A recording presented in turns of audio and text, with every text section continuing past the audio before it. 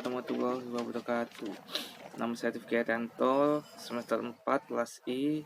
Di sini saya akan mempresentasikan tugas dari Bapak Ervin Yoki Pradikta yang berjudul Bangunan Hukum Islam di Indonesia. Filsafat Hukum Islam. 1. Devin Lau dan Man-Mother Law sebagai teori hukum. Hukum Islam dikategorikan sebagai Devin Law karena aturan-aturan yang ada di dalamnya dibuat langsung oleh Tuhan untuk mengatur kehidupan manusia di dunia. Sebagaimana yang dapat kita pahami pula dari kutipan di bawah ini, konsep hukum menurut usul fikih pada dasarnya terletak di atas pandangan bahwa hukum itu bersifat keagamaan. Sejak periode paling awal Islam, hukum telah dipandang sebagai keluar dan merupakan bagian dari syariat.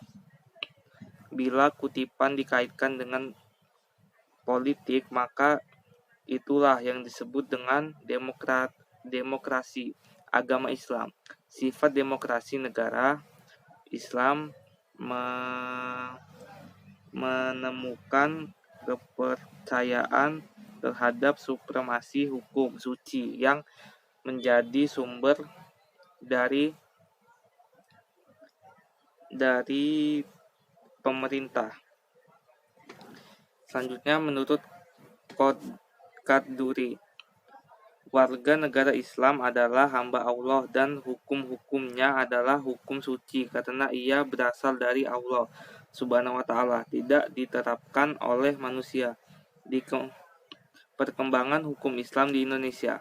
Pada bagian ini kita mendiskusikan relevasi epistemologi hukum Islam Indonesia dengan pembangunan hukum Islam Indonesia dengan pembangunan nasional.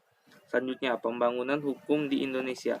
Dalam rangka membangun sistem hukum nasional, pemerintah menerapkan kebijaksanaan untuk memanfaatkan 3 sistem yang eksis atau living law.